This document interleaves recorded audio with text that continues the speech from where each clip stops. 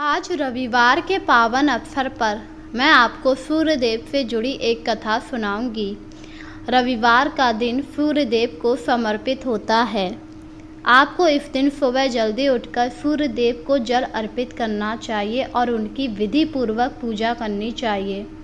ऐसा करने से सूर्यदेव आप पर बहुत शीघ्र प्रसन्न हो जाते हैं और आपको शुभ फल प्रदान करते हैं। तो आइए रविवार से जुड़ी व्रत कथा आरंभ करें। किसी नगर में एक दंपत्ति परिवार रहा करता था। वह नियमित रूप से सूर्यदेव की पूजा किया करते और सुखी जीवन यापन करते थे। उनको देखकर गांव के कई लोग बहुत ज़्यादा जला करते थे, क्योंकि उनके परिवार में कभी भी कोई समस्या नहीं आती। उसी गांव में एक मुखिया था। मुखिया पूरे गांव का भार संभालता। मुखिया होने के साथ वह बहुत ही घमंडी था। अमीर होने के बाद भी वह कभी भी सुखी नहीं रहता। वहीं जब वह उस परिवार को देखता तो काफ़ी ज़्यादा जलता।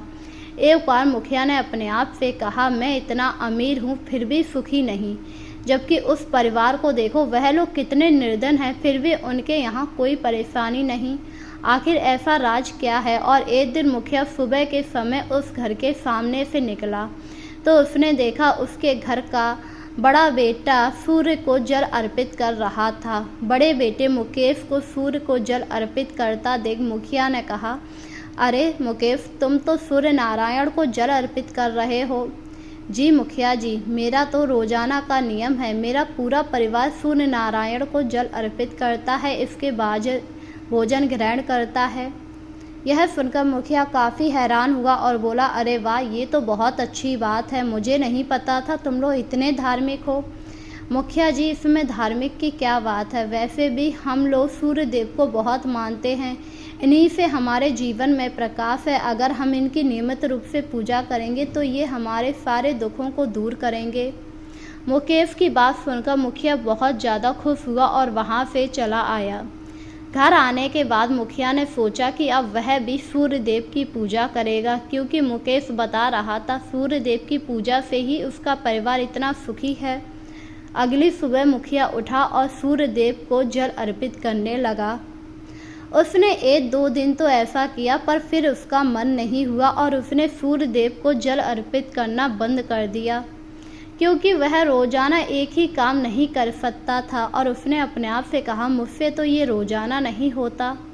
पता नहीं मुकेश का परिवार किस प्रकार रोज़ाना सूर्य देव को जल अर्पित कर देता। यह कहकर मुखिया अपने कामों में लग गया। एक दिन की बात है, उसने देखा मुकेश खूब खुश होकर अपने घर जा रहा था। उसे इतना खुश देखकर मुखिया काफ़ी हैरान हुआ और उसने मुकेश को रोका और कहा, अरे मुकेश, क्या है, तुम इतना खुश क्यों नज़र आ रहे। जिस पर मुकेश ने बताया कि वह सूर्य नारायण की कथा करा रहा है। यह सुनकर मुखिया हैरान हुआ और बोला, सूर्य नारायण की कथा से क्या होगा।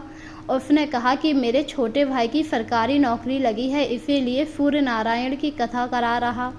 यह सुनकर मुखिया भी काफ़ी हैरान हुआ और बोला, अच्छी बात है, मैं भी आऊँगा। इसके बाद रविवार को दिन मुकेश के यहाँ सूर्य नारायण की कथा हुई। सभी लोग सूर्य नारायण की कथा में आए। मुखिया भी वहाँ आया हुआ था।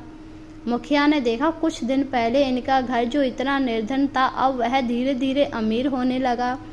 सभी लोग काफ़ी ज़्यादा प्रसन्न थे। मुखिया ने फिर संकल्प लिया कि वह सूर्य नारायण को जल चढ़ाएगा। 1-2 दिन फिर उसने किया और फिर बंद कर दिया, जिस पर मुखिया ने कहा, अरे मुझसे तो होता ही नहीं, क्या करूं।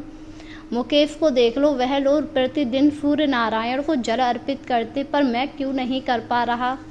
उसे कुछ समझ नहीं आ रहा और वह काफ़ी ज़्यादा परेशान हो गया। एक दिन उस गांव में एक साधु आया।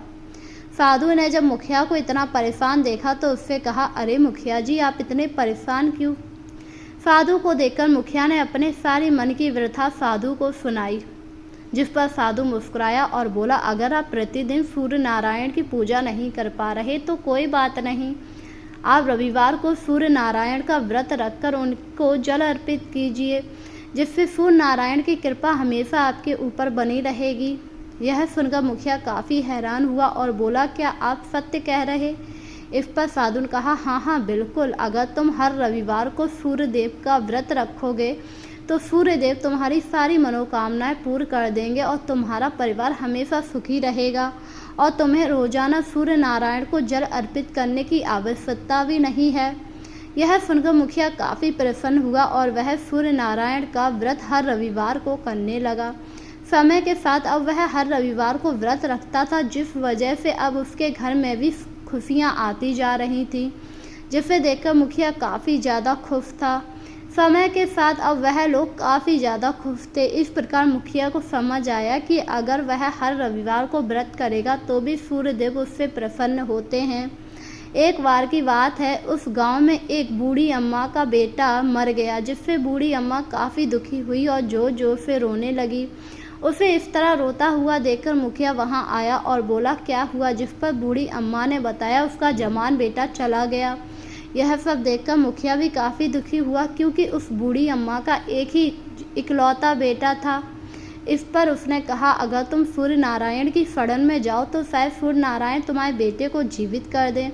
यह सुनकर बुढ़िया काफ़ी परेशान हुई और बोली, सूर्य नारायण क्या मेरे बेटे को जिंदा कर देंगे? इस पर मुखिया ने कहा, हाँ कर सकते हैं, अगर तुम उनकी शरण में जाओ। यह सुनकर बुढ़िया सूर्य नारायण के मंदिर गई और पूजा करने लगी।